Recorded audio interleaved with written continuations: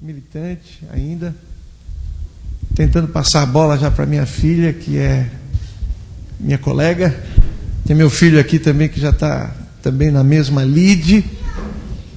E todos nós sabemos a importância que é a testemunha. Você faz uma petição ao juiz dizendo do seu caso, e você ali usa todos os argumentos possíveis para explicar tudo bem direitinho, se fundamenta na lei e entra a petição. O juiz então recebe aquilo e distribui a citação para o réu, para o requerido, e ele tem a oportunidade de contestar tudo que você disse. Ele contesta tudo. O juiz então recebe a contestação. E agora ele dá um despacho, chamado despacho saneador, onde, de modo geral, ele diz assim: apresentem às partes as provas, e marca uma audiência. E aí a gente percebe que o direito é prova. E uma das provas que se usa muito são as testemunhas. Além das provas documentais, além das provas jurisprudenciais, nós temos as provas testemunhais. E dizem, no meio do direito, que a prostituta das provas são os depoimentos testemunhais. Porque o advogado pode trabalhar a cabeça da testemunha para que ela diga o que ele quer que seja dito, de tal modo que assim confunda a cabeça do juiz, e às vezes ele escapa pela tangente. Nós temos vivido nesse cenário brasileiro agora momentos onde muita gente importante está sendo chamada para vir aqui você. E a gente acompanha e fica vendo como são versados na arte de sair pela tangente, não é? Se não fossem as provas contundentes, gravações, documentos, perícias, escapavam rapidinho. Então a gente percebe a autoridade que é ser testemunha. E o texto da palavra de Deus que está no meu coração, quero ser breve, porque eu vim aqui para conversar com vocês. Fica pensando que eu vou pregar, não. É o texto que está lá em Atos 1:8, que diz: recebereis poder ao descer sobre vós o quê? Quem? O Espírito Santo. E ser-me-eis testemunhas. Quem completa? Tanto em Jerusalém, Samaria, Judeia, até os confins da terra. Eu posso não tocar como esses músicos tocaram, nem cantar como o grupo de louvor aqui da igreja cantou, não é? Posso não ser versado com profundidade nas escrituras para ser um mestre da teologia. Posso não ser um pregador eloquente da palavra de Deus. Posso não ser tanta coisa como não sou nada mesmo.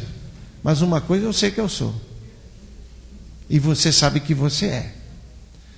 Pode ser você rico ou pobre. Pode você nem saber fazer o ó, como se diz, né? Com o copo. Saber ler nada. Não ter cultura nenhuma. Não ter capacidade intelectual para discernir um assobio de uma vaia. Pode ser. Não interessa. Mas a palavra de Deus diz que quando o Espírito Santo entra no coração do homem, por mais simples ou simplório até que ele seja, ele recebe um poder. É o poder de ser testemunha. E o que é isso? Testemunha. O que é ser testemunha? O que é testemunhar? Testemunhar é relatar alguma coisa que se toma conhecimento e demonstrar isto através de palavras, através de atitudes. Isso é ser testemunha.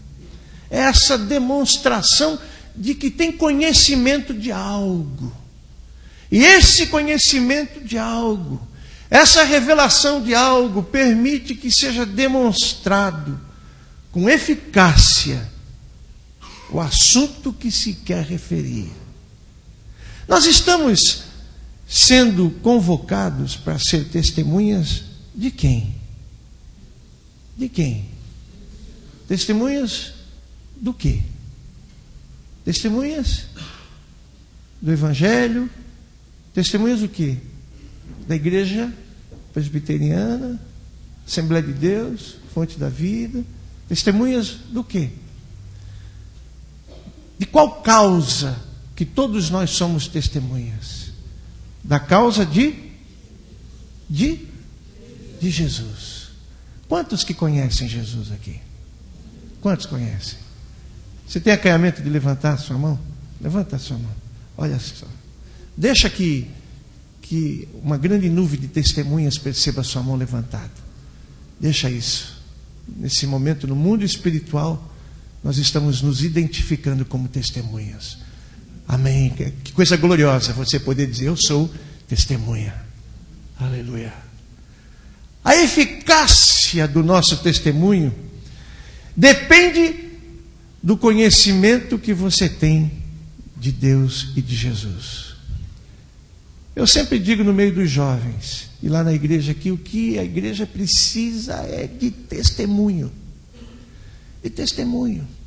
De testemunho. E não de testemunho. De testemunho. O que acontece, irmãos? Que volta e meia nos vemos, nos inquirimos, nos analisamos, nos examinamos a nós mesmos e nos percebemos não tão testemunhas como poderíamos e como deveríamos. O que acontece? Onde é que está pegando? Eu pensava em tudo isso de manhã e veio um texto muito claro na minha cabeça. O Espírito de Deus dizia: por se multiplicar a iniquidade, o amor de quase todos, diz uma versão, outra diz o amor de muitos. O que acontece? Esfria. E quando fala desse amor, não está falando do homem pecador nas mãos de Satanás, não está falando daquele que não tem revelação, daquele que não conhece Jesus, daquele que não sabe nada das coisas eternas, vive uma vida apenas para o seu dia a dia, para a satisfação das suas necessidades imediatas. Não está falando disso, está falando de um povo que tem uma visão, de um povo que conhece Jesus, de um povo que recebeu o Espírito Santo e se converteu. Exatamente esse povo. Diante de um quadro que a gente percebe que realmente a iniquidade tem se multiplicado, dá uma gastura tão grande na gente de ver todo esse cenário, toda essa situação que parece que entra dia, entra ano e sai ano, não muda nada. E você no meio dessas aflições, porque estamos no meio das aflições, estamos no mundo sujeito a essas tribulações, tentações, provações, aflições, tudo isto. É por causa disso que a palavra de Deus diz: tenha bom ânimo. O bom ânimo é o contraponto para que não aconteça o esfriamento do amor. Porque você olha assim e fala: não tem jeito não. Ali não dá mais, deixa para lá. E a gente adota muitas vezes o comportamento de Jonas, que Deus falou: olha, vai, e ele foi. Que nem diz a moçada: fui. Vazou, mas para outro lado, foi para outro lugar.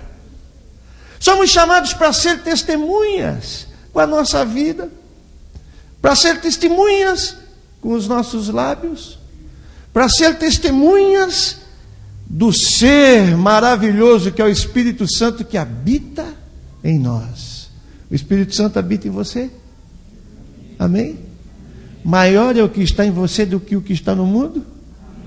Então o que impede muitas vezes de dizermos sim quando todo mundo está dizendo não, e dizer não quando todo mundo está dizendo sim? Não é só para ser do contra, não. Mas é para ter aquela voz que é equilibrada no testemunho de Jesus. A mensagem de Jesus que vai contra a cultura. A mensagem de Jesus que não se rende, nem se avilta, nem desce e nem se esconde por causa de respeitos humanos. O que acontece? Será que falta uma revelação? Será que falta uma revelação para nós? Ontem eu estava vendo o programa do Jô Soares e vi um testemunho lá de uma cantora muito doida, que é conhecida como maluca mesmo, dedéu, chamado Consuelo, Baby Consuelo, é Consuelo do Brasil. Quantos que viram esse programa? Pouquinha gente, ninguém vê televisão, né? Não quis levantar a mão, né? Mas ela deu um testemunho que começou com uma música que eu falei, opa, essa música está falando de Jesus. Eu comecei a prestar atenção. Está falando do sangue do Cordeiro, está falando de revelação, do Espírito Santo em nós, até o Armagedon, aquilo que Jesus ensinou para Pedro e João. E ela dizia assim com o microfone, convertido ou invertido? E a pessoa dizia, uns diziam invertido, ela dizia, não, convertido. Falei, tem coisa aí. E foi muito bom, irmãos, ver o testemunho dessa mulher. Não sei se depois isso se transforma num testemunho, como nós temos conhecido de tantos outros artistas. Mas a impressão que se deu, e aquilo que nós pudemos sentir, quem viu o programa, a revelação que essa mulher teve da pessoa de Jesus. É algo muito sério se amanhã ela der um testemunho. Porque ela percebe o poder que há no sangue de Jesus, que purifica o homem de todo pecado. Ela percebe como o sangue de Jesus faz afugentar as sombras da vida, como traz iluminação, como traz revelação. Tudo isso foi dito por ela ali naquele programa. Precisamos de testemunho. As igrejas que mais crescem são as igrejas que perceberam que precisa testemunho. Hoje em dia você vai na internet e tem testemunho. Você liga o canal da televisão, tem gente dando testemunho. De modo geral, um testemunho que vem de encontro a quem está ouvindo. Estava numa situação de aflição, né? Estava numa situação de angústia, né? O marido muitas vezes era um marido terrível, mas eu encontrei Jesus e Jesus reatou a minha vida. E isso permite que as pessoas então tenham essa comunicação direta da testemunha. Sabe o que é testemunha? É prova. Aquilo que a gente estava falando é a prova do poder de Deus, a prova da mudança, a prova do caráter de Deus em nossa vida. Testemunha é prova. Prova não é apenas argumento, teoria. A letra, diz a palavra, mata, mas o Espírito vivifica. Precisamos do equilíbrio da letra com o Espírito, precisamos ser versados nas Escrituras, conhecer a palavra de Deus, ter conhecimento da revelação de Deus através da palavra, mas não podemos apenas engordar, que dá um fastio, né? Ficar gordo dá um fastio, não é? É preciso ser testemunha. E ser testemunha que faz a mudança. Quantas vidas você ganhou para Jesus nesse ano de 2000? Para quantos que você já testemunhou? Qual é o plano que você tem dentro do teu coração para ser essa testemunha? O que é que Deus tem falado para você que você vai ser testemunha? Como é que você tem sido testemunha? O que é que o Espírito tem desenvolvido dentro de você para você ser luz no meio das trevas? Você ser alguém que se identifica com Jesus. Qual é? No meio da família? No meio da família? Às vezes não. Engraçado isso. Mas tem amigo mais chegado que irmão, e tem gente da família que às vezes você não gosta muito. Não é verdade?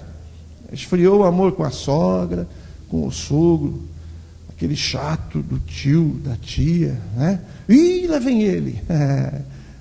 Essas coisas acontecem no meio das famílias. E aí então se distancia um pouco da família. No meio dos amigos, também não. Fica muito chato, né? Todo mundo está na maior onda, vou falar de Jesus. Vai cortar onda. E aí, dá um passo para trás. Né? Lá no Avelinos, né? Vendo aquele show de Jesus, não tem nada a ver. Né? E aí, então, o que acontece? O ser testemunha, que é ser a prova da evidência do poder de Deus na sua vida, na minha vida, na nossa vida, passa a ser o desafio de vida cristã. Um desafio. Passa a ser um desafio. Qual é o desafio? Eu preciso ser testemunha. E a gente percebe que ser testemunha é tão simples. É você revelar o amor que está dentro do seu coração. Ser obediente à palavra de Deus, seguir a palavra de Deus.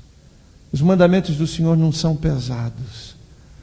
O caminho é estreito, a porta é estreita, mas junto com nesse caminho estreito, nessa porta estreita, está a presença sempre animadora de nosso Senhor Jesus Cristo, nos animando, nos levando adiante, marchando por essa caminhada de ser testemunha. Conta-se que um ateu da cidade, numa ilustração, estava lendo, um dia entrou na igreja, sentou num dos bancos, e o pastor trouxe aquele sermão bonito, né? Bem aparelhado. E aquele homem foi à frente, naquela noite, rendendo-se aos pés de Jesus.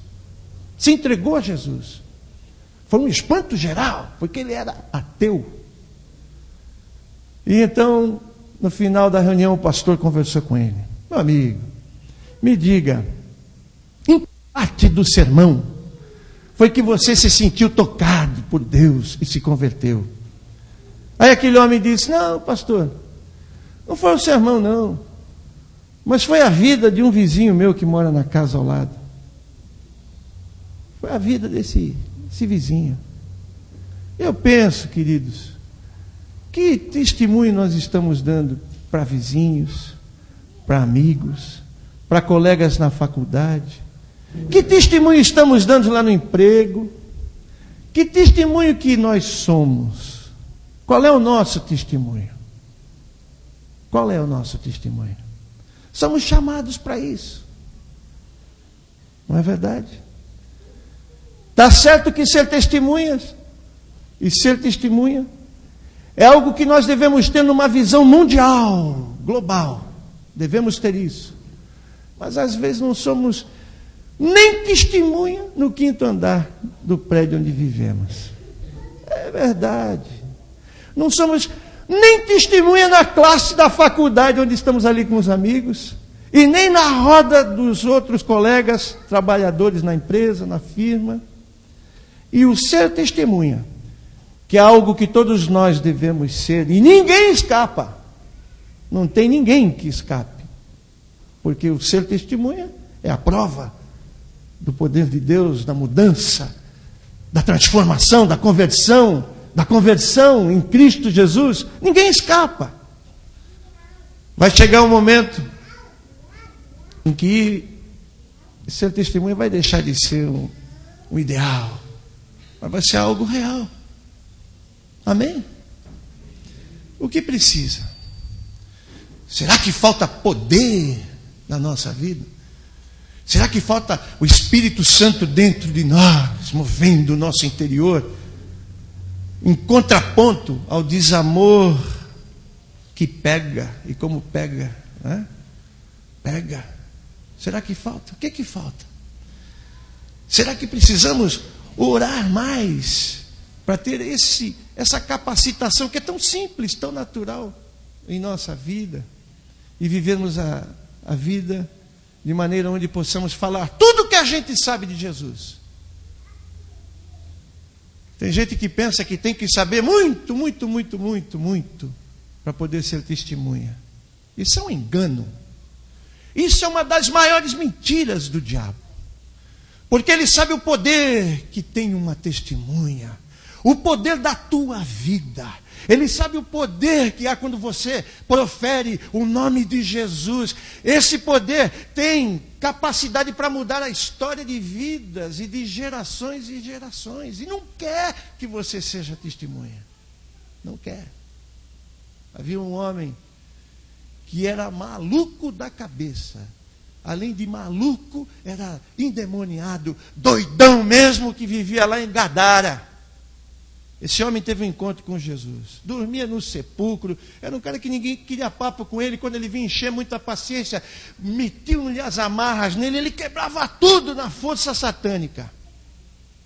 Esse homem teve um encontro com Jesus. A vida dele mudou. Ele tomou banho, penteou o cabelo, cortou a unha, ficou asseado, ficou limpinho. E agora é aquela força, aquele ímpeto do Espírito de Deus que estava nele o movia para acompanhar Jesus. Ele queria fazer parte daquela tarefa evangelizante. Jesus falou: vai para a tua casa, fala lá para a tua turma, para a tua família, o que aconteceu com a tua vida.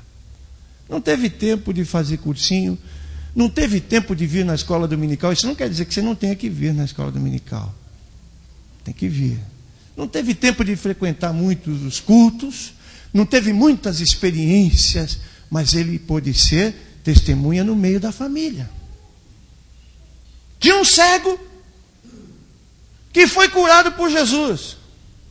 E ele nem sabia o nome de Jesus, não sabia quem tinha curado. Lembra dessa passagem? Era um momento difícil na vida daquele moço, porque os fariseus, com ódio, já queriam saber quem é que tinha curado aquele cego. Ele dizia: eu não sei quem curou, só sei de uma coisa, que eu era cego e agora eu vejo. Não sabia nem o nome de Jesus. Ele foi ver Jesus depois lá na frente, lá no templo, que ele foi ter um encontro com Jesus. Uma das grandes mentiras do diabo é fazer você se sentir sem possibilidades. É fazer você se sentir menor daquilo que você é. Um dos maiores lances do diabo é chegar e dizer: olha, você não tem essa espiritualidade toda, não. Não fica pensando que você está com essa bola toda aí para querer ser diferente. Não, vai, menos. Quietinho. Quietinho. Esse é o grande lance do inimigo das nossas vidas. Podemos saber pouquinho, podemos não ter conhecimento rápido para achar até os livros da Bíblia. Confundir o Velho com o Novo Testamento. Mas uma coisa é certa: nós sabemos quem é Jesus na nossa vida. Nós sabemos para onde nós estamos indo. Nós sabemos que o nosso nome está escrito no livro da vida. Nós sabemos que antes o pecado dominava a nossa vida e nos fazia andar por caminhos que não queríamos andar, mas éramos obrigados a trilhar aquele caminho por força do pecado, por força do inimigo das nossas vidas. Mas o sangue de Jesus nos libertou. E nós somos testemunhas de que há um Deus que se revela em Cristo Jesus, numa atmosfera de amor, numa atmosfera de graça, numa atmosfera de perdão, numa atmosfera de regeneração. E isto não podemos calar, não podemos deixar de viver e não podemos deixar de falar isto.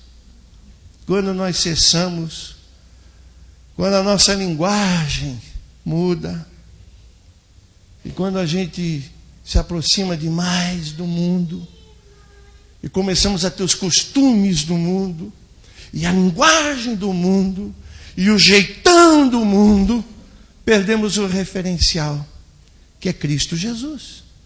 Não que ser cristão seja ser um ET. Não, nós somos normais. Nós comemos, bebemos, vestimos, só que nós somos muito mais alegres do que o mundo aí fora. Nós temos um brilho especial nos nossos olhos e uma paz interior no nosso coração que as pessoas se sentem bem de estar ao nosso lado sem saber por quê. É porque o Espírito de Deus habita em nossas vidas. Ou não habita? Habita ou não habita? O Espírito de Deus habita em sua vida? Pergunta para quem está do seu lado assim, fala, o Espírito de Deus habita em sua vida? Habita? Habita? Habita. Amém? Queridos, todos nós podemos ter testemunhos de evangelização, podemos fazer grande obra evangelizadora. Eu lembro que nós pegamos do navio que teve aí a última vez 12.000 evangelhos, bem bonitos. Não sei quantos chegaram a ver, aqueles evangelhos bonitos, coloridos, a capa linda. E eu peguei aquilo tudo e Deus falou, você está pegando isso aí, vai levar para a igreja? E eu senti assim no meu coração, não pode ficar um desse aí, viu? Nenhum pode ficar, pode começar. Falei, Jesus. Peguei alguns irmãos, falei, vamos trabalhar? Vamos trabalhar. Quantas horas você tem na semana? 2 horas você tem? Tenho. Você tem. Equipe rapidinho, fomos para cima lá do morro. Evangelizamos o menor bairro lá de Santos. Ali na Caneleira, ali subimos aquele morro, levando ali aquele evangelho, dava uma literatura tão bonita, que as pessoas ficavam com medo de pegar, pensando que você ia cobrar. A gente falou, não, é de graça, pode pegar. Aí pegava, que bonito, e distribuindo aquilo tudo por aquela região ali.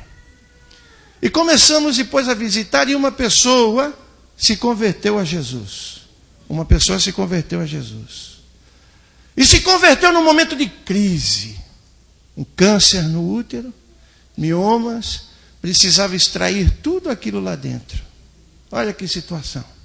Mas essa pessoa, como todo novo convertido, é alegre, está naquele primeiro amor. É Jesus, e é Jesus, e é Jesus. E ela falou, não vou ser operada, porque Jesus vai me curar. E começou a orar, e começou a buscar, e começou a orar e a buscar, e marcou a data para a cirurgia, a data marcada, e ela falou, mas eu não vou precisar me operar. Fé simples. Fé simples.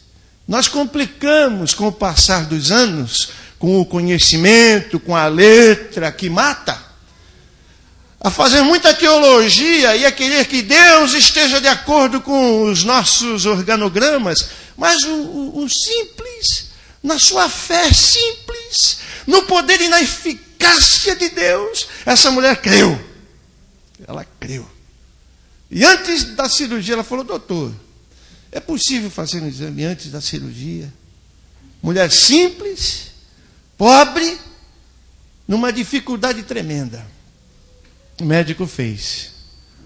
Um mioma daqueles cancerígenos que já tinha sido detectado em exames anteriores, secou e o outro sumiu. E o médico falou, mas como? O que é isso? O que é isso aqui? Fez os outros exames, não tinha nada. Domingo agora, ela deu testemunho alegre, Jesus me curou. Jesus me curou. Fruto de um trabalho simples de levar um evangelho de porta em porta. Ser testemunha é coisa que todos nós somos chamados para ser testemunhas. Se não tomarmos cuidado, nos deixarmos envolver pelas dificuldades da vida, pela luta do dia a dia, pelo correr atrás do pão, pelos estudos e as capacitações necessárias para chegar em algum lugar nesta vida. Se nós não nos esforçarmos em meio ao esforço tremendo que a gente faz pela subsistência, pelo dia a dia, se nós não percebermos, não tivermos atenção, nós acabamos deixando de lado o principal, que é sermos testemunhas do poder de Deus em nossas vidas. Portanto, que essa conversa nossa sirva para chamar a sua atenção, para chamar a minha atenção, para chamar a nossa atenção, de que antes de qualquer coisa, antes de qualquer capacitação que Deus possa te dar, você é testemunha. E Deus chamou você para você ser testemunha. Você é prova. Quantos aqui que em algum momento se alegraram por causa da letra de um cântico? Quantos que algum dia, você pode até levantar sua mão se quiser testemunhar isso. Nunca ninguém se alegrou por um cântico? Olha aí quanta gente, isso é uma prova. Quantos que num momento de perseguição, de aflição, que não sabia como é que ia ser a coisa, mas perceberam na sua vida que Deus entrou no sobrenatural, interviu e a porta se abriu. Quantos que podem testemunhar isso aqui? Olha aqui, está vendo? Testemunhos, aleluia. Quantos que no momento de enfermidade perceberam que houve algo maravilhoso de Deus e curou? Houve cura. Quantos aqui? Olha aí, está vendo? Cura. Isso é prova. E isso ninguém pode tirar da gente. No princípio, era bem difícil. Se identificar com Jesus significava levar tapa na cara, ser preso, perder bens e ser jogado na masmorra. Quando isso acontecia lá no princípio, sabe o que os discípulos começaram a orar para que tivessem mais intrepidez ainda para levar o nome de Jesus.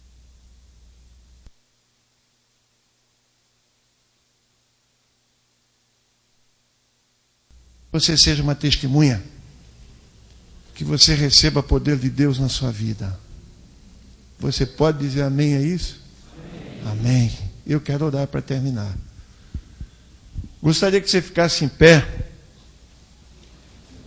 para a gente orar. Gostaria que você desse a mão com todo carinho para quem está do seu lado, quem puder fazer isso, até quebrando aqui mesmo a barreira do espaço. Já ouviram falar isso? O espaço às vezes é uma barreira entre nós. Eu quero orar agora. Queria que você percebesse um pouquinho da sua vida agora. E você fizesse um propósito. Que você pudesse fazer um propósito com Deus. Que você pudesse pedir a Deus, Senhor, eu quero ser uma testemunha. A teu louvor, ó Deus de amor, estamos em Cristo Jesus. Pela graça nos remiste de toda iniquidade, através de teu imenso poder, para seu louvor, Deus nos transportou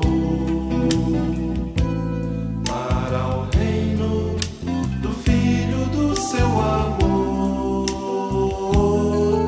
Em lugares celestiais estamos assentados juntamente com Cristo Jesus. Nele estamos e fomos gerados pela graça e força do seu amor,